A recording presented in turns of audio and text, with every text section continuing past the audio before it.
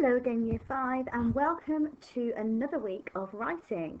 This week we're going to be basing our writing on a film. So what we're going to be learning today is to infer details about a film. We're going to be using some of our comprehension skills that we would have if we were reading a text, and we're going to transfer them to a particular video clip. So today I'm going to show you where to find the link to the video clip.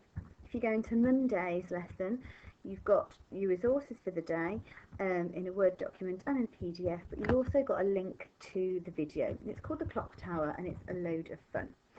So you're going to watch the video, and it's really important that you have the timer on your screen. So on your activity sheet here, it tells you to pause it at different times. If you want to take a pencil, you might want to do this now. You need to pause the film at 8 seconds. And then you need to pause the film at 15 seconds. You then need to pause the film where the girl looks out the window. And then you need to pause the film at 43 seconds as the girl leaves the clock tower. And then you can play it until the end. So if you want to keep a note of that as you're watching, that's worth doing. So, if we go back, let's have a look at this. I might want to pause this video now and go and watch the link to the clock tower. So, where it says pause the film at 8 seconds, we get our first glimpse of the town below. The first question I'd like you to answer is, what kind of story do you think this is?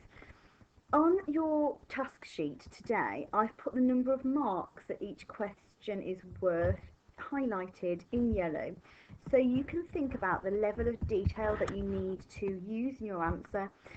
Just because it's a film doesn't mean we can kind of dash off some quick answers. It's practicing those comprehension skills that we would use, as we said earlier, if we were applying them to a piece of text. I've put here a little answer frame for you just as a help. I think that this is a something story. This is because in the film it's something else. Another reason I think this is because you'll see that you have to make 3 points. The first one is telling me what kind of story you think it is. So think of your knowledge of different types of stories. Then you'll need to make 2 points about why you think that. Okay? So the next section, here's a bit of a structure for you. It says pause the film at 15 seconds when we can see the clock face. What does the word clockwork mean? To answer this question, this is a 3-mark question. So initially it says you have to explain the meaning of the word clockwork. So that would be your first sentence. The word clockwork means. You then need to write 2 sentences using the word in different ways, and that's using it as a noun or as an adjective. You could, for a challenge, try using it as an idiom. If you're feeling clever, you might want to research what that means if you're unsure. So the way I'd structure it, my first sentence would be the word clockwork means, and I'd give my own explanation in my own words.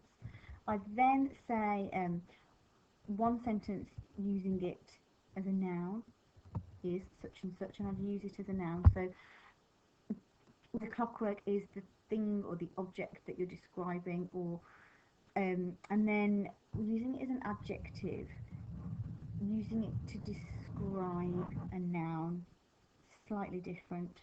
It's a bit of a challenge there. And you can see the question below says, why might there be lots of balloons in the sky on this particular day? Again, that's 2 marks, so you need to give 2 different reasons for that. The next section of text, questions rather, about the film says to pause it when the girl looks out the window, and quickly you'll see there's a number of 1-mark questions. Answer in your full sentences as you would anyway, but you only need to make 1 point for each of these up until we get to question 8.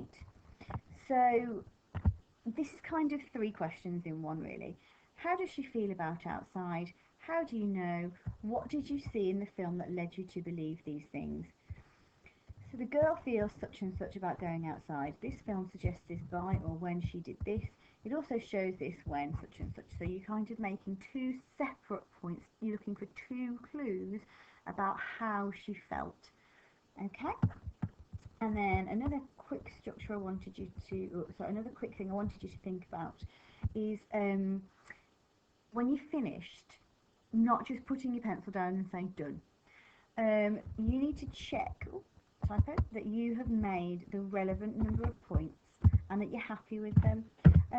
When we've done some assessments, this is one of the things that some people have perhaps dropped marks on because they've only made 1 mark when it's a 2-mark question, so on. There is quite an interesting challenge as well at the end of the task sheet today that I think it'll be interesting for you to have a go at answering. So enjoy your work today and happy viewing. Take care.